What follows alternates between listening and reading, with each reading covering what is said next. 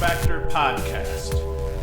What is up, college lacrosse fans? You're watching episode 157 of the LaxFactor Lacrosse podcast. Today, we're going to talk about conference tournaments, and we're going to speculate about seeding and all that crap. Some of the conferences already have teams who have locked up spots. The Big Ten, for instance, already has the seeding and the schedule already done. So we're going to talk about all that. We're going to get a quick little update on the Chase Scanlan situation at Syracuse, and we'll talk about a bunch of the upcoming games this weekend. Before I get into it, as always, be sure to like and subscribe. We're getting close to 9,500 subscribers on YouTube here, so we only, I think, needed 5 more or something like that as I'm recording this early at the crack ass of dawn on Wednesday morning. So subscribe blindly, like the videos, and as always, you can go to LaxFactor.com, get yourself swag, t-shirts, hats, hoodies. I guess I'm fully decked out again today. So let's get into this. Before we do all the conference crap, we'll do a quick update on the Chase Scanlan scenario, which is, I'm not going deeper into it. I think a lot of people are chirping lacrosse media, which I am not a member of the lacrosse media. I'm just some lowly podcaster in my basement office, doing this crap. So certainly I am not going to risk popping off about this too much. There are rumors. If the rumors are true, it is a bad situation. But we're also being, like, a bunch of people have been told as well that, hey, there could be lawyers involved because it could potentially be involving a legal matter, and that if there's lawyers involved, nobody in the media, nobody in the press, and no podcasters certainly wants to pop off about this stuff before it officially comes out and before things are officially decided. The fact that the accusations and the rumors are serious, the fact that the team yesterday, they were supposed to have practice. The story goes he was reinstated like the day after he was suspended or something to that effect, and that he was potentially going to be at practice on Tuesday. This came out Monday. So once that news hits, slowly but surely you start hearing things come out from the players' side that the players are talking about walking out of practice if he's there on Tuesday. They end up meeting with Desco reportedly, and they end up having a practice separate for Scanlan from the team.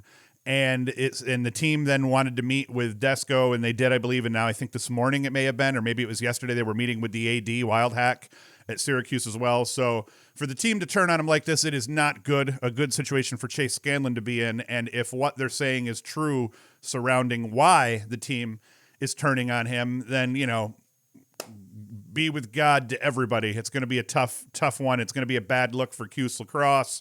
It'll be a bad look for everything. It's just bad all around. So I'm not going to go into it. Listen, people are getting mad that people are talking about it, but then being vague. It's news, and the information that I'm alluding to is out there, but there is nothing confirmed. It could just be rumors, and it might not be what people are claiming it is. Who knows? So until I know for sure, or until someone else risks it and starts popping off about it, I'm not saying anything else other than it is not looking good. And everyone like me is fearful enough that attorneys may be involved that we aren't saying shit. So that's it. Let's move on. Big Ten Conference. The tournament will rock a 6-team field, and it is going to start with 2 quarterfinal games that'll be played on the campus of the higher seeds on Saturday, May 1st. So the Big Ten tournament starts right away here. The number 1 seed Maryland and the number 2 seed Rutgers, they both get byes. So that'll be good. So they don't have to play in this opening round. They'll only have to play in the semifinals, which start midweek next week, May 6th. I believe May 6th is Tuesday of this upcoming week is when the semis will be, but the quarterfinals will be played on May 1st. Actually, I'm not in May. Yeah. No, that's Thursday they'll be played. And then May 1st is Saturday. So yeah, quarterfinal games are Saturday. Both the semifinals and the championship game on May 8th will be held at Panzer Stadium in Penn State. Now, Maryland, they earned the number 1 spot because they went undefeated and they swept the Big. The Big Ten did not allow their teams to play out of conference, so Maryland goes undefeated in the Big Ten. They go 10-0. They get the number 1 seed. Rutgers swept the Big Ten other than Maryland. They get the number 2 seed. So that's how that's going to work. Now, Maryland is going to play the winner of the Ohio State and Michigan game, and Rutgers will play the winner of the Penn State and Hopkins game. Now, how this worked, Penn State, they ended up getting the 3 seed, so we have Maryland as the 1, Rutgers is the 2, Penn State as the 3 because they beat Ohio State both times, Ohio State as the 4, and then Michigan and Hopkins ended up in a tie. I don't know how a conference like the Big Ten can have can be this huge conference. It's got to be one of the most poorly run, monstrous, profitable machines that are out there, similar to like, let's say, a Tesla or something like that. But yeah, so Hopkins and Michigan, they end up having a tie. So you'd think that the criteria would go all the way down the list, and if they still ended up at a tie at the end of it, that they would have some kind of unbreakable criteria that isn't a coin toss, but not so. I'm looking at it and I was like, well, it would be pretty easy for me. I would just say, hey, if everything else was tied, winning percentages, like opponents, score differential and all that crap, if all of those things resulted in a tie, I would want to write into the bylaws or whatever it is that decides the criteria that, hey, in their head-to-head what happened? Because I assumed in their head-to-head the margin of victory had to be the same. It wasn't. The margin of victory in the head-to-head, I think it was Michigan beat Hopkins by 2, but Hopkins beat Michigan by like 7 or 5 or something like that. It's like, all right, there you go. Hopkins deserves the 5 seed. Michigan gets a 6 seed. But no, the Big Ten did not have their criteria drawn up that way. Their criteria ends up in a situation where you could still have a tie, which kind of defeats the whole purpose of having freaking criteria in the first place. And Michigan beats Hopkins on a coin toss for the 6th seed. So that's how it works. Maryland's going to play the winner of Ohio State, Michigan. Rutgers plays the winner of Penn State and Hopkins. So either way, I guess even though Hopkins lost that, it's kind of makes Hopkins' path to the finals a little better because their path to the finals doesn't involve having to play Maryland. So I guess maybe that, and in that light, it's good. I don't know. It seems weird. Seems weird to me, but I'm not, in terms of who's going to win this one, Maryland's the favorite to win this. I mean, hands down, but the fact that Hopkins hung so tight in that last game, and Maryland has had scares for 3 quarters against almost every team they've played before waxing them in whatever quarter of the game they got their separation on. I mean, I like Maryland's chances, but hey, sun shines on a dog's ass daily, so somebody's going to win this tournament, and I think it'll be Maryland. Rutgers, though, they have a shot, but then you could even you could just have a team like Hopkins or Ohio State or someone get lucky and go through, especially because do or die here. You lose this game, your season's over. So you're going to see a lot of teams battling hard in the Big Ten, but Maryland's probably going to win this, and Rutgers will get a bid regardless. Now, one thing that comes into play if you're really getting down deep into bracketology, what if someone other than Ohio State and Maryland wins this conference tournament and gets the automatic qualifier? Do you see 3 teams from the Big get in?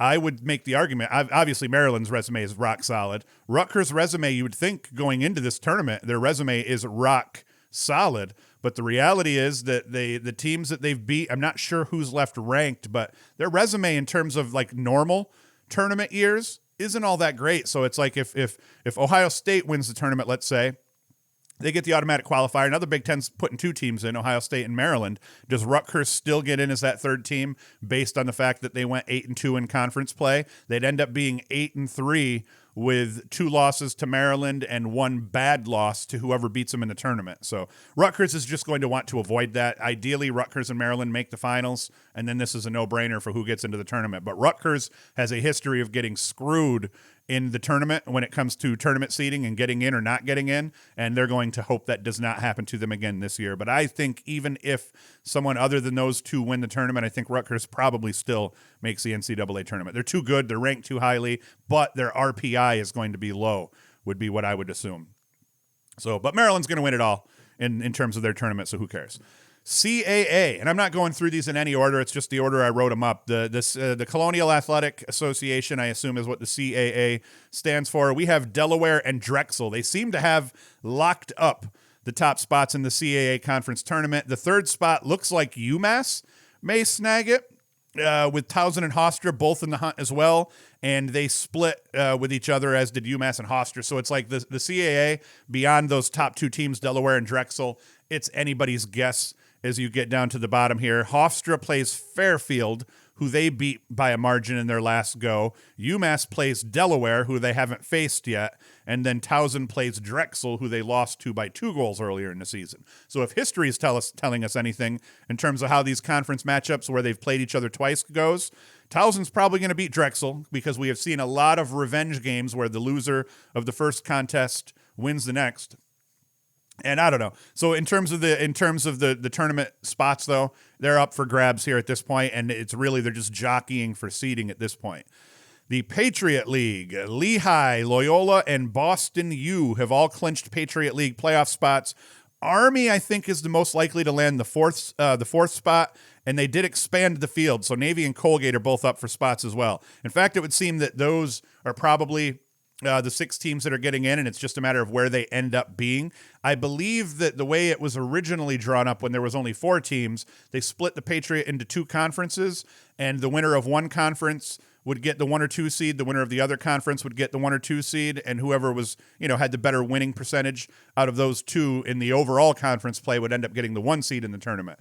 So, but then Holy Cross ended up bailing, so not everybody ended up playing Holy Cross, and Holy Cross was in the Army conference side of that conference where they already had 4 teams instead of 5. So I have no idea how it's going to shake out outside of they split or they expanded the field. I know Army's 4-2 in the league with Colgate left, and I think they're both in regardless.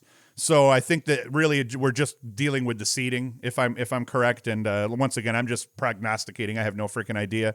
But in the end, Lehigh, it looks to be the favorite in this conference. Lehigh has been playing incredible lacrosse. Sisselberger keeps them in every game because he's winning the possession battle every game, no matter what happens for the most part. And they're offensively really solid. Defensively, I don't know. They're a little bit suspect simply because they played some close games even with winning all of the faceoffs for the most part. So that would lead me to believe that their defense might be a little spotty here, but offensively and at the faceoff dot in the middle of the field there, they're incredible. So they got to be the favorite, but you got Army who's dangerous as well in this conference, and Boston U's not playing terrible, Loyola. So you have a lot of teams that are in the mix here. But it looks like those top spots are decided. Lehigh, Loyola, and Boston U, they're all in. I would assume Army is definitely in as well, and that it's just a matter of seeding between them and Colgate in their side of that conference, and you have Loyola who's already in. I don't know. I'm rambling now. It's crazy here. SoCon. Richmond beating Air Force this weekend would seemingly give them the number 1 seed in the SoCon tournament. Behind them, High Point and Jacksonville still have to play to decide who gets the 2 seed. Both are at 4-1. And there's been this weird dynamic in conferences this year where sometimes, at least in the SoCon, I believe it happened, teams were allowed to play another conference team, and I believe it was either the first or the second game, depending on the conference, that counted towards the conference standings. I think in the SoCon, they're counting the second meeting between teams as the official conference game, but I don't know that either for sure. But I know that, like, for instance, 2 teams played Bellarmine twice, so I don't know what that means, but I do know that they are saying High Point and Jacksonville are both 4-1 in the conference. They play to decide who the 2 seed is. Richmond, if they beat Air Force, they're the 1 seed. I think Richmond pretty much has the 1 seed locked up anyway. Air Force lost to Mercer, so they need to beat Richmond or their season is over, assuming the SoCon is only bringing 4 teams into the tournament.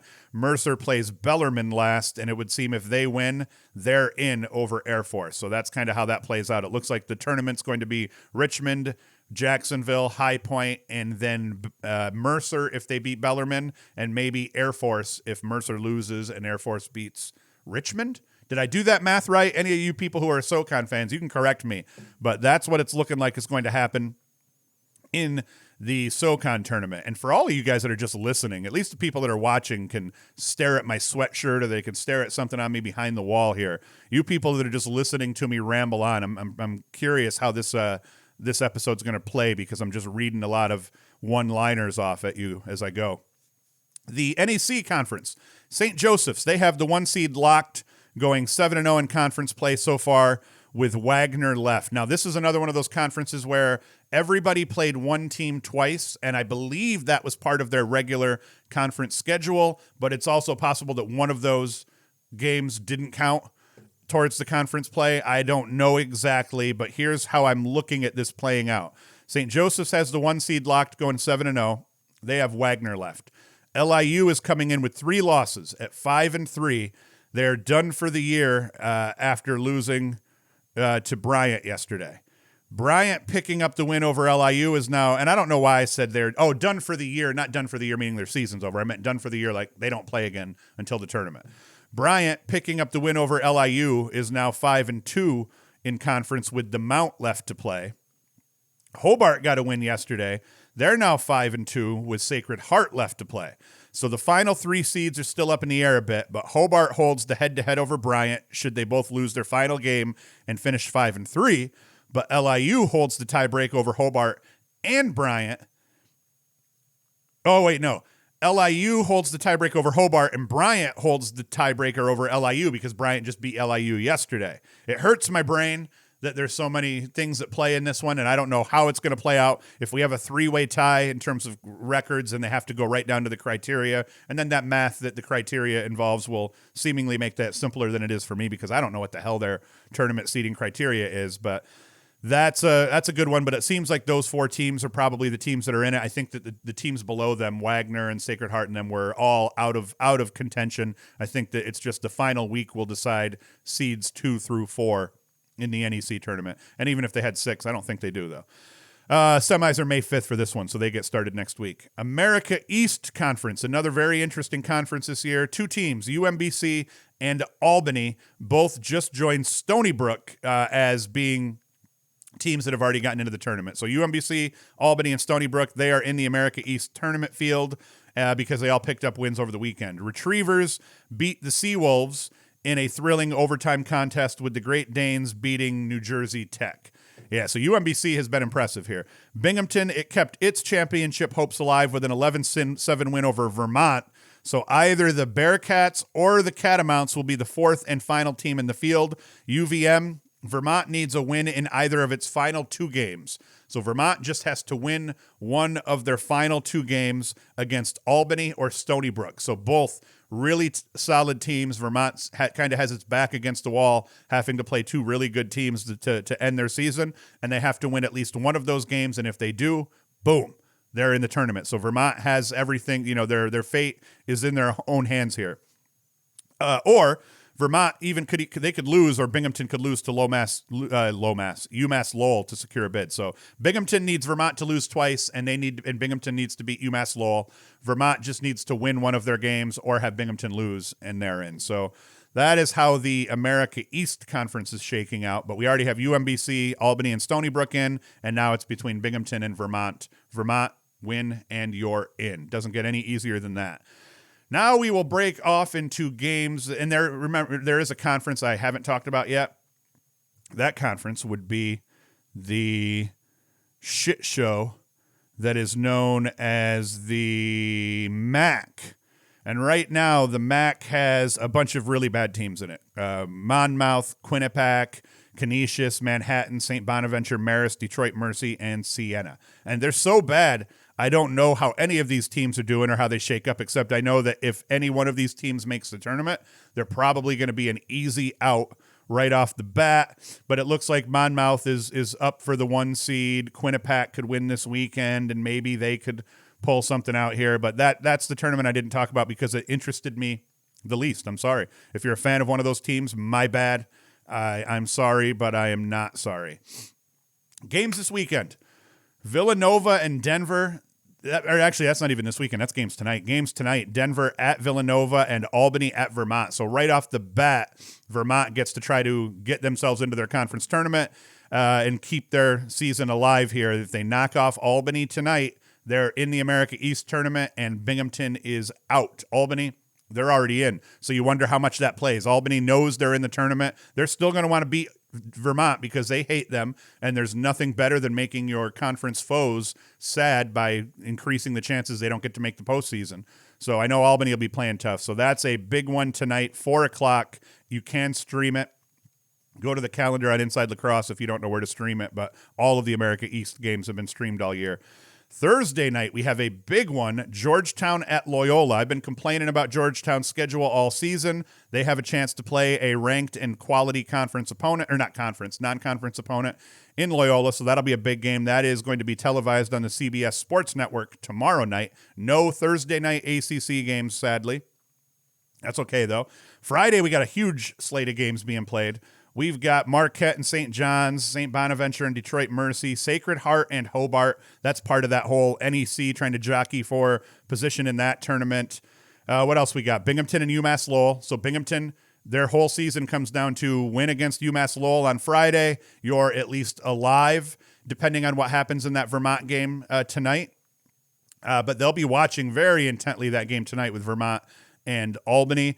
We have another huge game in the CAA. UMass and Delaware are facing off Friday night. Fairfield and Hofstra play. So a lot of games that have conference tournament implications are going on Friday night. And then Saturday, it's kind of a short slate of games here, with the highlight of the weekend being Syracuse at Notre Dame.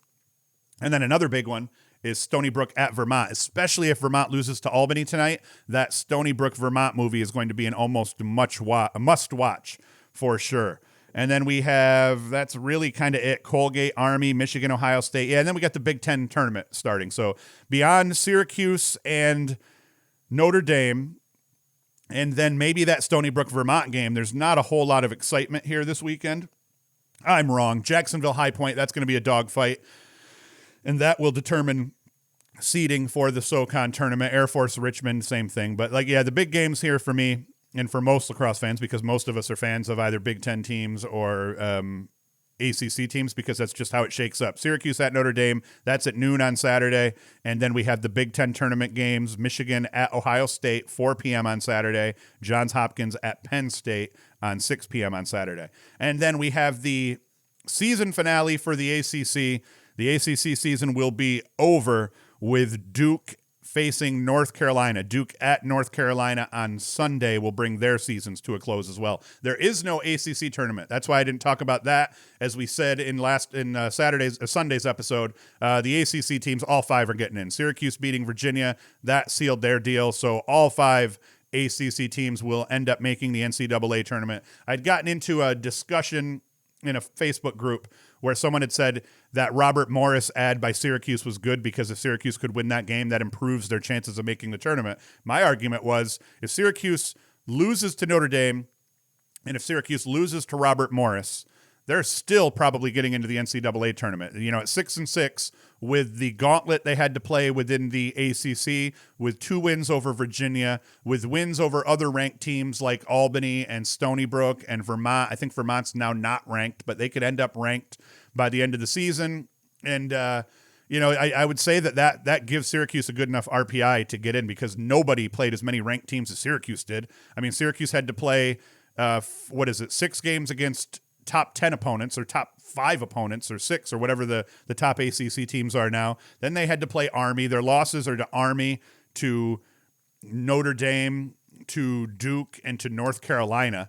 So, I mean, right now that's their 4 losses, with 2 wins over Virginia, win over Albany, Stony Brook, Vermont, and the only non-ranked, or the only win that they have that where it wasn't a team that was at some point ranked, was over Holy Cross, I think, or something like that. So I think Syracuse gets in no matter what. But that's the true last game of the year, is Friday, May 7th. Syracuse plays Robert Morris in their regular season finale, as other teams will be playing in their conference tournaments and things like that. So Duke, what to look forward to, Duke at North Carolina, is, does North Carolina regroup here? Does North Carolina play slightly better defense than they did against Duke in the first game? Colin Krieg played great in the last game. I think Duke struggled clearing the ball a little bit. A lot of things will change, and it's going to shift how that game plays out. But this is going to be a battle of juggernauts, though, so it'll really be a chess match in this one. Now that they've already seen each other, Duke pulled out the win. Now we get into, all right, what's going to happen here? Now that they've got tape, they've gotten to play each other, they've gotten comfortable, they've gotten to make their adjustments. How much more exciting is this game going to be on Sunday? So that's it. There's not a whole lot of news. Sunday's show, we're going to go through and we'll recap the games as always. There will be no live stream Saturday morning. I'm done with the live stream until the following weekend. Once we get into the true tournament, conference tournament games, not this coming up week, but the following week, I'll get back to doing the live stream on Saturday morning, and we'll do the live stream through the NCAA tournament as well. But yeah, no, I got a funeral Saturday morning. I do have to get back because I have an interview I have to do after that. But yeah, Saturday morning, it's just, I've had crap to do here as the spring rolled on. I've got kids. I've got a gun hobby I like to shop for and buy guns. And I've been dealing with all that crap Saturday morning. So the live stream has faltered. There will be no live stream this Saturday, but be back Sunday for the full recap show for all of the games that are played on through the rest of this week and into Saturday. and then we'll rock it like that. So, hey, that is it. I'm getting the heck out of here. As always, be sure to like, subscribe, hit the notification bell. We're approaching 9,500 subscribers, so we just need like 4 or 5 more. Be the one to put us over. And you can go to LaxFactor.com, get swag there. So that's it. Come back Sunday morning about 10, 11 o'clock. We'll have Sunday's show out recapping all of the games that get played through the rest of this week and on Saturday. Hoost is out.